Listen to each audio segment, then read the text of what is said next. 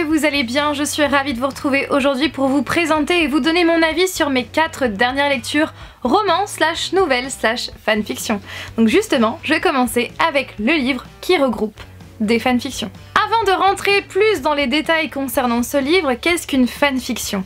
Eh bien c'est tout simplement une fiction écrite par un ou une fan, d'où le mot fanfiction. Pour rentrer encore plus dans les détails, eh bien je vais prendre un exemple avec Lucifer par exemple. Je suis fan de la série Lucifer, ça vous le savez, d'ailleurs elle a repris, n'est-ce pas? Et donc voilà, j'ai décidé, c'est pas vrai hein, mais pourquoi pas d'ailleurs, d'écrire une fiction dans laquelle je mettrai en scène Lucifer. Donc le but voilà, c'est d'écrire une fiction, une histoire que je vais entièrement inventer, sauf que je n'ai pas inventé le personnage de Lucifer Morningstar, il a déjà été créé par quelqu'un. Donc le but vraiment d'une fanfiction, c'est de mettre en scène des personnages qui existent réellement, donc des acteurs, des actrices ou des personnages de séries, de films qui donc ont déjà été inventés par quelqu'un et de les mettre en scène dans une fiction totalement inventée de A à Z. Voilà. Et c'est vraiment quelque chose qui me tient particulièrement à cœur parce que moi j'ai commencé à écrire justement des fanfictions quand j'avais 14-15 ans. Donc j'avais écrit une fanfiction sur Harry Potter, Gossip Girl et The Vampire Diaries et d'ailleurs je ne les ai jamais finies. Et plus récemment, donc il y a quelques années maintenant, j'ai commencé à écrire une fanfiction sur Adam Levine, le chanteur de Maroon 5. D'ailleurs cette fanfiction, vous pouvez toujours la retrouver sur Wattpad, mais clairement moi je suis plus trop fan en fait des tournures de phrases que j'avais inventée. Voilà, je suis plus trop fan, il faudrait que je la refasse mais surtout que je la termine, n'est-ce pas? Donc pour revenir à ce livre là, eh bien il regroupe 34 fanfictions, donc le titre c'est Imagine, il a été édité par le livre de poche et ces 34 fanfictions ont été écrites par 34 auteurs et autrices différentes, donc notamment Anna Todd, Donesseia Bates, Kevin Fanning, Cora Huddles, Katharina Itonks et encore plein d'autres auteurs Wattpad. Parce qu'il faut savoir, c'est que Anna Todd a été découverte sur Wattpad par la saga, avec la saga After. Et d'ailleurs, sachez aussi qu'à la base, la saga After est une fanfiction sur Harry Styles, anciennement des One Directions. Voilà, Hardin Scott, Harry Styles, voilà. Clairement, j'ai beaucoup aimé ma lecture. Alors franchement, j'ai pas lu ce livre d'une seule traite parce qu'il fait plus de 800 pages. Je lisais plutôt une fanfiction de temps en temps par-ci par-là et j'ai vraiment passé de très bons moments. Et en plus de ça, les personnalités publiques qui sont mises en scène dans ces fanfictions, eh bien pour la majorité, je les connais. Donc ça c'est plutôt cool. Donc il y a par exemple Chris Evans, Captain America, Rebel Wilson, Zac Efron, Norman Reedus, Daryl Dixon dans The Walking Dead, Jennifer Lawrence, Chris et Liam Hemsworth, Ed Sheeran, Jamie Dornan, Christian Grey, Selena Gomez, Channing Tatum, Kanye West, Demi Lovato, Jimmy Fallon, Ian Somerhalder, Dylan O'Brien, Nia Loran, Justin Bieber, Nicolas Hoult, etc. Et ce que je trouve encore plus génial, c'est que ces histoires-là, parlent directement au lecteur. Je m'explique. Je vais vous donner un exemple avec la première fanfiction qui est sur Kim Kardashian, donc écrite par Kevin Fanning. Donc à chaque fois c'est marqué Imagine 3 petits points, hein, d'où le titre du livre. Kim Kardashian vient de poster un selfie et ton mec est furieux, ça l'a rendu dingue. Vous étiez en pleine conversation quand brusquement son humeur a complètement changé. Tu te préparais à lui dire un truc important et là le selfie de Kim a tout fait capoter. Donc voilà, les histoires en fait s'adressent à toi lecteur, voilà, avec la deuxième personne du singulier, et je trouve que c'est vraiment plutôt original. Ça nous implique vraiment dans l'histoire et ouais, c'est ça aussi que j'ai beaucoup aimé. Franchement j'ai beaucoup aimé ce livre là parce qu'en plus ça c'est voilà, ce genre des fanfictions, je suis trop fan. Le second livre que j'ai lu, il s'agit de I Still See You de Daniel Waters que j'ai reçu de la maison d'édition Hachette, que je remercie très grandement. Et si le passé vivait dans le présent, et donc comme c'est marqué ici, le roman qui a inspiré le film qui est sorti en fin d'année 2018, d'ailleurs je ne l'ai toujours pas vu.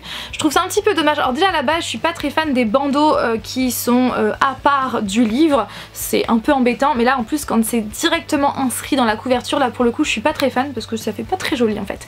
Et donc c'est la couverture du film avec Bella Thorne qui est là, qui joue Véronica dans le film. Bien avant le commencement de l'histoire s'est déroulée la catastrophe qui a décimé une bonne partie de la population et a ainsi créé une faille entre le monde des mortels et le monde des fantômes. Depuis, certains fantômes errent parmi les vivants et revivent sans cesse un événement précis qui s'est déroulé pendant leur vivant. Et donc les humains n'ont pas d'autre choix que de vivre avec les fantômes. Ils ne peuvent pas les toucher, ils ne peuvent pas leur parler et ils n'ont pas d'autre choix que de vivre avec eux depuis cette catastrophe. C'est le cas de Veronica qui s'est faite une raison tout simplement, et on va suivre aussi d'autres personnages comme Kirk, comme Brian, comme Monsieur Bittner, et d'ailleurs on va parler de Monsieur Bittner tout maintenant.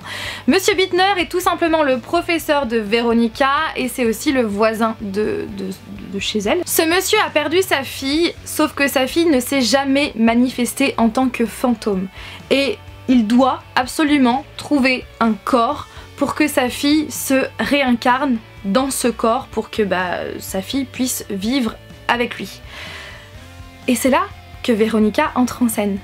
Il espionne Veronica et de plus en plus il s'aperçoit que Veronica a le corps parfait pour abriter dans le futur sa fille. Voilà, je ne vous en dis pas plus, ça ne parle pas que de ça, mais c'est vraiment un thriller qui est très intéressant, très original, avec un univers bien ficelé, avec des personnages que j'ai beaucoup aimés. Donc comme je vous l'ai dit, on suit Veronica, Brian, Monsieur Bittner, Kirk, je pense que j'en oublie, c'est même très certainement sûr. On a donc des points de vue externes et des points de vue internes, mais majoritairement le livre est basé sur des points de vue externes. Le suspense est bien présent et va crescendo, et au niveau de l'histoire, donc il y a plein de sujets qui sont abordés, notamment le deuil et la mort, et je trouve que ces sujets sont bien exploités. Et clairement oui, c'est un thriller qui a une atmosphère très sombre, très pesante, très angoissante, parce que je pensais au mot glauque juste après, donc angoissante, glauque, morbide, avec beaucoup de mystère, peut-être même un peu trop de mystère, ce qui fait que par moments on survole des choses et j'aurais aimé en savoir un petit peu plus, notamment concernant la catastrophe. On sait quasiment rien de cette catastrophe alors que c'est quand même elle qui est à l'origine de tout ça. Ouais, c'est vraiment un sujet qui est trop effleuré à mon goût, et cette fin me laisse un petit peu sur ma faim, justement. Voilà pour les deux petits bémols. Après voilà, il y a aussi peut-être un peu trop de mystère et je trouve qu'il y a par moments peut-être pas assez de détails, mais sinon en somme c'est vraiment un thriller qui est hyper prenant, hyper intéressant, et j'ai un peu frissonné, je dois vous avouer, par moment. Bon après c'est pas vraiment le roman qui va vous faire frissonner de A à Z, mais un petit peu, voilà, c'est quand même du frisson léger on va dire. Passons maintenant à un livre que je n'ai pas entre mes mains, tout simplement parce que je l'ai lu sur ma liseuse. Il s'agit de Flora Banks par Emily Barr. Je crois publié chez les éditions Casterman, je crois bien. Et donc ce livre là, je vous l'avais déjà présenté dans ma vidéo mes favoris du moment qui date de il y a quelques semaines maintenant. Je vous avais dit que j'adorais vraiment ma lecture. Est-ce que je suis toujours sur la même longueur d'onde depuis que je l'ai terminé? Et bien ça on va le voir juste après le résumé. Donc c'est l'histoire de Flora Banks qui a 17 ans et qui depuis qu'elle a 10 ans elle a une mémoire antériograde. Ça veut dire qu'elle ne se souvient pas de sa mémoire proche en fait. Tout ce qui s'est passé jusqu'à ses 10 ans, elle s'en souvient. Mais depuis, elle n'a pas de souvenir. C'est vraiment très embêtant parce que des fois elle peut être par exemple en train de faire quelque chose et là elle se dit mais mince, pourquoi je suis là? Donc du coup elle a plein de mots sur ses bras, des post-it un petit peu partout, un cahier qu'elle traîne partout où toute sa vie est écrite à l'intérieur. Mais un jour, Flora a embrassé un garçon et elle s'en est souvenue. Pendant les 2 heures suivantes, les 3 heures, les 4 heures, les 5 heures, le lendemain, le surlendemain, elle s'en est souvenue. Voilà, donc comment ça se fait? Pourquoi elle se souvient de ce souvenir-là précis? Donc elle s'accroche absolument à ça et elle veut absolument revoir ce fameux garçon puisque depuis, ce garçon est parti habiter dans un autre pays. Alors je vous avais dit que c'était vraiment un livre qui était très déroutant puisqu'à chaque fois on vit la perte de mémoire en même temps que Flora et ça le fait qu'elle essaye de se remémorer et de retrouver par le biais de ses notes etc. Pourquoi elle fait ça, qu'est-ce qu'elle est en train de faire, donc on revit ça à chaque fois sans cesse. C'est vrai qu'au départ c'est un petit peu déroutant. En plus de cela, quand j'ai commencé ma lecture je ne savais pas du tout de quoi parlait ce roman, donc je me disais mais attends, c'est un peu le style est un peu un peu enfantin disons, puisque même si elle elle a 17 ans, elle s'est arrêtée à l'âge de 10 ans au niveau de sa mémoire. Donc c'est vrai que j'étais un petit peu, même beaucoup déroutée et clairement bah, j'ai lu de plus en plus et je l'ai terminé assez vite et franchement je l'ai beaucoup aimé. Ça aurait pu être un coup de cœur si la fin ne m'avait pas autant déçue, mais je vais revenir après. La plume de l'autrice est vraiment hyper intéressante, elle est fluide, en plus de ça les tournures de phrases collent parfaitement, le vocabulaire colle parfaitement à Flora qui a une mémoire qui s'est vraiment arrêtée quand elle avait 10 ans, donc elle a vraiment un vocabulaire et des tournures de phrases d'une fille de 10 ans. Voilà, l'histoire est très originale, c'est prenant, c'est addictif, c'est rempli d'espoir, j'ai envie de dire, c'est une histoire qui fait plaisir, une bouffée de fraîcheur, même s'il y a, voilà, il y a des passages tristes. Vraiment, j'ai adoré ma lecture, mais malheureusement à la fin, ça n'a pas fait pour la simple et bonne raison que j'ai trouvé cette fin bâclée. Oh là là, parce qu'on a une révélation juste incroyable en fin de livre et comment dire, ça... On n'a pas vraiment de après, c'est-à-dire que si, mais c'est trop court, c'est pas assez détaillé et c'est trop la solution de facilité à mon goût, donc c'est vraiment la fin que je n'ai pas du tout aimée. Enfin c'est pas que je n'ai pas aimé, c'est que je l'ai trouvé trop facile, trop simple et trop vite arrivé et trop bâclé en fait. Pour moi il manque je pense au moins une 50aine de pages, plusieurs chapitres pour que voilà, le livre soit vraiment fini, et parce que la fin, ouais, on est vraiment sur notre fin. Je suis restée sur ma fin. Et pour terminer, je termine avec mon petit coup de cœur. Oui, je dois bien vous l'avouer, il s'agit de ce livre-là, Le complexe du papillon par Nora Lakhal. Je ne sais pas du tout si je le prononce bien, en tout cas Nora, si tu passes par là, dis-le moi en commentaire. Et en fait c'est un livre que j'ai reçu de la part de Nora qui est une abonnée, je l'avais reçu donc il y a quelques temps maintenant. En plus j'ai eu une dédicace juste adorable, donc franchement je t'en remercie mais vraiment du fond du cœur pour cet envoi et cette trop mignonne dédicace. Et donc depuis je l'ai lu et sachez que Nora a été édité depuis, donc je vous mettrai toutes les informations en barre d'informations justement. Donc d'après ce que je peux voir c'est édité par la collection Plume au bout des doigts et le livre coûte 6,80 €. Pareil, toutes les informations seront en barre d'informations. C'est donc l'histoire de Léo et Mia. Léo est adulte, il a 2 ans de plus que Mia qui est donc adolescente et tous les deux ont été touchés par un drame commun qui les ont bouleversés, chacun à leur manière, et depuis ils sont devenus inséparables, ils ont vraiment besoin de l'un de l'autre en fait, ils ne peuvent pas, ils ont du mal à se séparer, chacun est l'oxygène de l'autre et justement on voit cette évolution, on voit justement pourquoi ils sont devenus comme ça, on voit justement aussi que chacun vit ce drame pas de la même façon, donc de leur manière à eux, et on est dans leurs pensées, on suit leur quotidien, c'est des personnages déjà hyper attachants.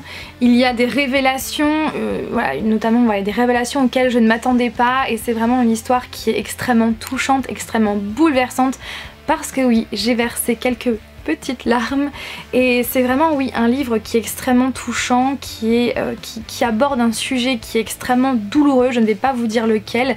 Il y a aussi donc le thème des liens fraternels, des liens familiaux, tout ça, et c'est une histoire que j'ai trouvée magnifique, que j'ai trouvée extrêmement touchante, avec des tournures de phrases, j'ai adoré. Franchement j'aime énormément ta plume Nora, tu écris vraiment très bien, les phrases sont vraiment très belles, les tournures de phrases sont vraiment très belles, d'ailleurs je vais vous lire le résumé.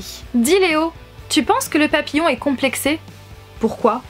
Parce que s'il était bien dans sa peau, son battement d'ailes ne provoquerait pas une tornade de l'autre côté de la terre. Je pense qu'il se sent seul et qu'il a besoin qu'on le remarque. Et provoquer une tornade est la solution, tu penses? Je ne sais pas, le désespoir peut pousser à bien des choses. Le papillon se sait condamné et tellement éphémère qu'il ne veut pas être oublié. Je trouve ça très beau. Et devant c'est marqué: c'est marrant d'observer les étoiles, te dire que t'es aussi important qu'elles, que t'es chimiquement et moléculement relié à elles, comme des tonnes de petites ampoules suspendues dans le ciel qui, sans ton existence, ne pourraient pas s'allumer. Donc c'est exactement ce genre de tournure de phrases qu'il y a tout au long de ce livre, et c'est vraiment une très belle histoire qui est extrêmement touchante, qui parle d'un sujet douloureux. Je dirais même que cette histoire est très poétique, vraiment, et ouais, J'ai eu un petit coup de cœur pour ce livre-là, Le complexe du papillon. En tout cas, toutes mes félicitations à toi Nora d'avoir écrit ce livre et d'avoir réussi à être publié. En tout cas, je le souhaite à tout le monde, vous qui me regardez, de réaliser vos rêves. Je vous le souhaite vraiment, sincèrement, comme Nora l'a fait. Sur ce, eh bien j'espère que cette vidéo vous a plu. J'ai beaucoup parlé, n'est-ce pas? Et n'hésitez pas comme toujours à réagir en commentaire, à me dire ce que vous avez pensé des livres que je vous ai présentés, s'ils vous font envie ou pas, si vous les avez lus ou pas, et si vous les avez lus, qu'en avez-vous pensé? Bien évidemment sans spoiler, je vous fais confiance. Sur ce, je vous fais tout plein de bisous et je vous dis à vendredi prochain pour la fameuse vidéo bonus sur notre voyage en Écosse. Plein de bisous à vous. Bye.